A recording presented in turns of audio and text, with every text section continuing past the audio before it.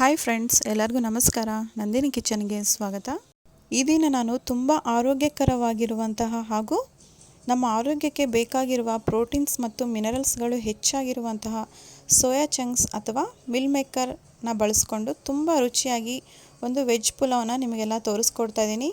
ಬೆಳೆಯೋ ಮಕ್ಕಳಿಗಂತೂ ಬೇಕಾಗಿರುವ ಪ್ರತಿಯೊಂದು ಪೋಷಕಾಂಶಗಳು ಈ ಸೋಯಾ ಚಂಕ್ಸ್ನಲ್ಲಿದೆ ಅಂತಲೇ ಹೇಳ್ಬೋದು. ಹಾಗಾದರೆ ವಿಡಿಯೋನ ಸ್ಕಿಪ್ ಮಾಡದೆ ಪೂರ್ತಿಯಾಗಿ ನೋಡಿ.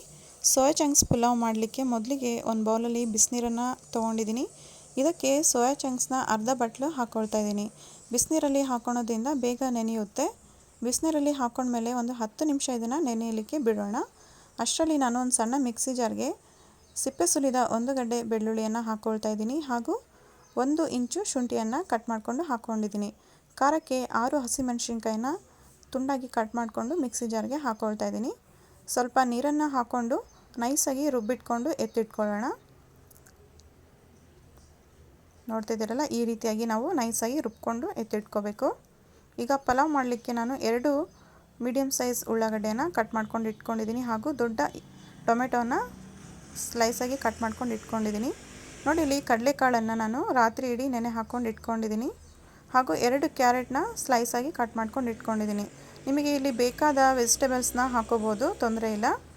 ಹಾಗೆ ನಾನು 1 ಹಿಡಿ ಕೊತ್ತಂಬರಿ ಸೊಪ್ಪನ್ನು ಚೆನ್ನಾಗಿ ತೊಳ್ಕೊಂಡು ಒಂದು ಪ್ಲೇಟಲ್ಲಿ ಇಟ್ಕೊಂಡಿದ್ದೀನಿ ಹಾಗೂ ಮಸಾಲೆಗೆ 1 ಪಲಾವ್, ಅರ್ಧ ಇಂಚು ಚಕ್ಕೆ, 2 ಏಲಕ್ಕಿ, ಲವಂಗ ಹಾಗೂ ಕಲ್ಲು ಹೂವನ್ನು ತೊಗೊಳ್ತಾ ಇದ್ದೀನಿ. ನೋಡಿ ಫ್ರೆಂಡ್ಸ್, ನಾನು ಈ ಗ್ಲಾಸಿಂದ 1.5 ಗ್ಲಾಸ್ ಅಕ್ಕಿಯನ್ನು ಒಂದು 2-3 ಬಾರಿ ಚೆನ್ನಾಗಿ ತೊಳ್ಕೊಂಡು ಅರ್ಧ ಗಂಟೆ ನಾನು ನೆನೆ ಹಾಕ್ಕೊಂಡು ಇಟ್ಕೊಂಡಿದ್ದೀನಿ. ನೋಡಿ ಫ್ರೆಂಡ್ಸ್, ನಾನು ಕುಕ್ಕರಲ್ಲಿ ತುಂಬ ಈಸಿಯಾಗಿ ಮಾಡಿ ತೋರಿಸ್ತಾ ಇದ್ದೀನಿ. ನಿಮಗೆ ಕುಕ್ಕರಲ್ಲಿ ಬೇಡ ಅಂತಂದರೆ ಬೇರೆ ಪಾತ್ರೆಯಲ್ಲೂ ಸಹ ಮಾಡ್ಕೋಬೋದು. ಇವಾಗ ಕುಕ್ಕರಿಗೆ ನಾನು 4ರಿಂದ 5 ಟೇಬಲ್ ಸ್ಪೂನ್ ಎಣ್ಣೆಯನ್ನು ಹಾಕ್ಕೊಳ್ತಾ ಇದ್ದೀನಿ. ನೋಡಿ, ಇಲ್ಲಿ ನೀವು ಅರ್ಧ ಎಣ್ಣೆ ಮತ್ತು ಅರ್ಧ ತುಪ್ಪವನ್ನು ಸಹ ಯೂಸ್ ಮಾಡ್ಕೋಬೋದು, ತುಂಬ ರುಚಿಯಾಗಿರುತ್ತೆ. ಎಣ್ಣೆ ಕಾದ ನಂತರ ಮಸಾಲೆ ಪದಾರ್ಥಗಳನ್ನು ಹಾಕ್ಕೊಂಡ್ಮೇಲೆ ಇವಾಗ ಕಟ್ ಮಾಡ್ಕೊಂಡಿರುವಂತಹ ಈರುಳ್ಳಿಯನ್ನು ಹಾಕ್ಕೊಂಡು ಚೆನ್ನಾಗಿ ಸಾಫ್ಟ್ ಆಗಬೇಕು. ಅಲ್ಲಿವರೆಗೆ ಇದನ್ನು ನಾವು ಕೈ ಆಡಿಸ್ಕೊತ ಫ್ರೈ ಮಾಡ್ಕೋಬೇಕು. ಫ್ರೈ ಆದಮೇಲೆ ಇದಕ್ಕೆ ನೆನೆಸಿಟ್ಕೊಂಡಿರುವಂತಹ ಕಡಲೆಕಾಳುಗಳನ್ನು ಹಾಕ್ಕೊಳ್ತಾ ಇದ್ದೀನಿ ಹಾಗೂ ಸ್ಲೈಸಾಗಿ ಕಟ್ ಮಾಡ್ಕೊಂಡಿರುವಂತಹ ಕ್ಯಾರೆಟ್ನ ಸಹ ಹಾಕ್ಕೊಂಡು ಎಣ್ಣೆಯಲ್ಲಿ 1 ನಿಮಿಷ ಚೆನ್ನಾಗಿ ಫ್ರೈ ಮಾಡ್ಕೋಬೇಕು. ಇವೆಲ್ಲ ಫ್ರೈ ಆದ ನಂತರ ಟೊಮೆಟೊವನ್ನು ಸಹ ಹಾಕ್ಕೊಂಡು ಎಣ್ಣೆಯಲ್ಲಿ ಸಾಫ್ಟ್ ಆಗಬೇಕು. ಅಲ್ಲಿವರೆಗೆ ಇದನ್ನು ನಾವು ಫ್ರೈ ಮಾಡ್ಕೋಬೇಕಾಗುತ್ತೆ. ಟೊಮೆಟೊ ಸ್ವಲ್ಪ ಸಾಫ್ಟ್ ಆದ ನಂತರ ಮಿಕ್ಸಿ ಮಾಡಿಟ್ಕೊಂಡಿರುವಂತಹ ಹಸಿಮೆಣಸಿನ್ಕಾಯಿ ಪೇಸ್ಟನ್ನು ಹಾಕ್ಕೊಂಡು ಅದರ ಹಸಿ ವಾಸನೆ ಹೋಗಬೇಕು. ಅಲ್ಲಿವರೆಗೆ ಇದನ್ನು ನಾವು ಎಣ್ಣೆಯಲ್ಲಿ ಫ್ರೈ ಮಾಡ್ಕೋಬೇಕು.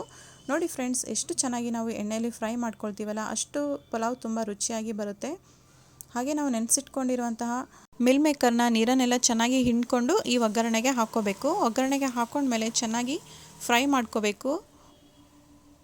ಫ್ರೈ ಮಾಡ್ಕೊಂಡಾದಮೇಲೆ ನಾವು ಕೊತ್ತಂಬರಿ ತೊಗೊಂಡಿದ್ದೀನೋ ಅದನ್ನು ಸಣ್ಣದಾಗಿ ಕಟ್ ಮಾಡಿಕೊಂಡು ಇದಕ್ಕೆ ಹಾಕ್ಕೊಂಡು ಚೆನ್ನಾಗಿ ಫ್ರೈ ಮಾಡ್ಕೋಬೇಕಾಗುತ್ತೆ.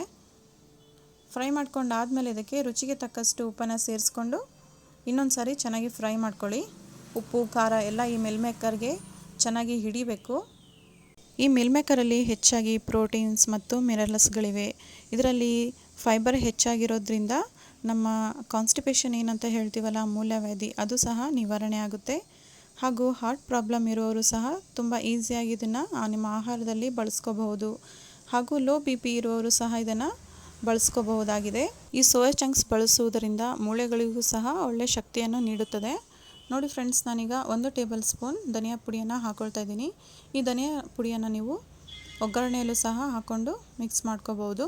ಹಾಗೆ ನಾನಿಲ್ಲಿ 1.5 ಗ್ಲಾಸ್ ಅಕ್ಕಿಗೆ 3 ಗ್ಲಾಸ್ ಬಿಸಿನೀರನ್ನು ಹಾಕ್ಕೊಳ್ತಾ ಇದ್ದೀನಿ. ಬಿಸಿನೀರನ್ನೆಲ್ಲ ಹಾಕ್ಕೊಂಡ್ಮೇಲೆ ಚೆನ್ನಾಗಿ ಮಿಕ್ಸ್ ಮಾಡ್ಕೊಂಡ್ಮೇಲೆ ನೆನೆಸಿಟ್ಕೊಂಡಿರುವಂತಹ ಅಕ್ಕಿಯನ್ನು ನೀರನ್ನೆಲ್ಲ ಬಸ್ಕೊಂಡು ಹಾಕ್ಕೊಳ್ತಾ ಇದ್ದೀನಿ.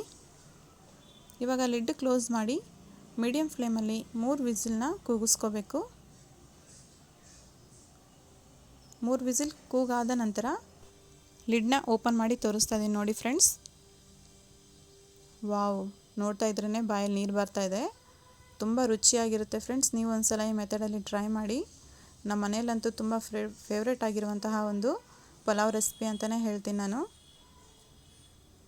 ನೋಡ್ತಾ ಇದ್ದೀರಲ್ಲ ಎಷ್ಟು ಪರ್ಫೆಕ್ಟಾಗಿ ಅಕ್ಕಿ ಎಲ್ಲ ಬೆಂದಿದೆ ಅಂತ, ಉದುರಾಗಿಯೂ ಸಹ ಆಗಿದೆ. ಈ ಆರೋಗ್ಯದ ರೆಸಿಪಿ ನಿಮಗೆಲ್ಲ ಇಷ್ಟ ಆಗಿದರೆ ಪ್ಲೀಸ್ ಒಂದು ಲೈಕ್ ಮಾಡಿ.